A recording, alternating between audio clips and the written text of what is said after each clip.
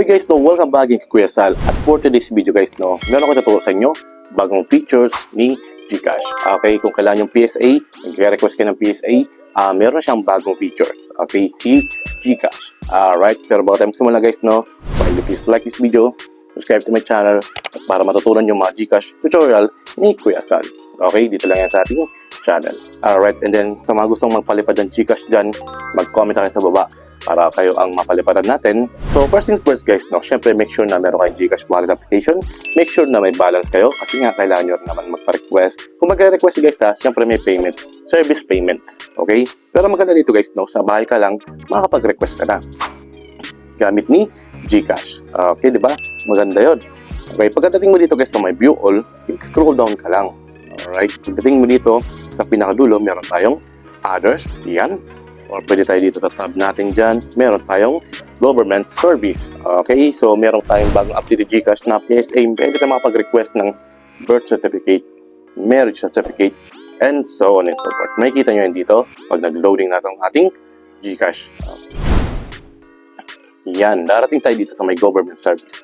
Okay, so syempre, marami pang darating dyan. Baka someday meron pa tayong NBI and something pa. Okay, pero ngayon, meron tayong PSA helpline, which is good na yan para sa atin kung nag-request tayo ng mga PSA. Okay, click lang natin yan. Okay, pagdating dito guys, mag-loading yan, and then kailangan natin continue.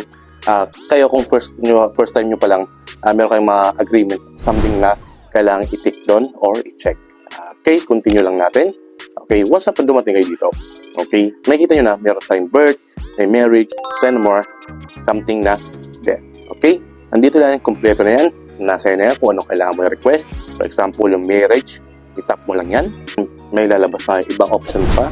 Okay? Para kanino? Myself, my father, mother, and so on. Siyempre, for example, for myself muna.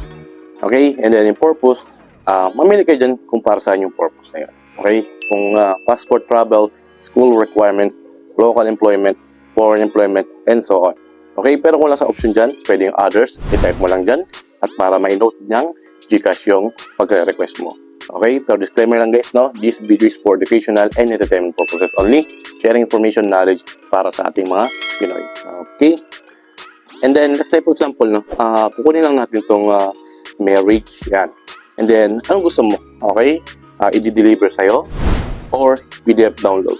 Okay? For me, pag deliver yan, sigurado yan, may dagdag na bayad. Kasi nga, kailangan mo siyang ipadala. Okay, sa mga logistic, okay? Padala sa mga logistic. Or kung di naman sa PDF na lang, through online download mo, pero ikaw magpiprint sa labas. Okay?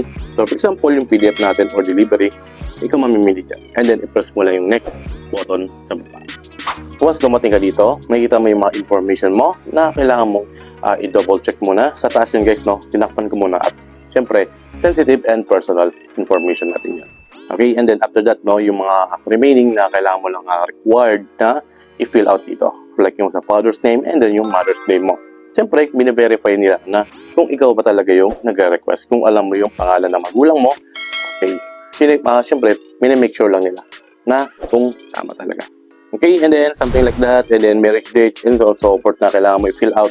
And then, kapag okay na yan, i-click mo yung next button na yan, and then lalabas yung yung mga payment or estimated na date kung kailan darating yung PSA na na-request mo. Pero kung online yan, saglit lang yan, I think Pero pagdating mo dun sa kabila naman o yung delivery, syempre kailangan mo at least 1 to 3 days yan or business days bago ma-receive yung nire-request mong PSA through GCash. Okay? So, okay lang yan. Andiyan na yung lahat na kailangan mong malaman. Okay na yun guys, nakita nyo naman kung anong kailangan nyong malaman doon in terms of PSA na bagong feature ni GCash. Bumalik naman tayo sa bonus round.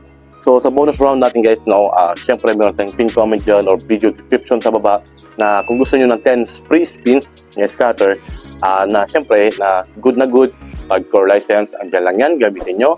Kung naghanap kayo ng mga paglilibangan nyo, ay pwedeng na dyan. Okay?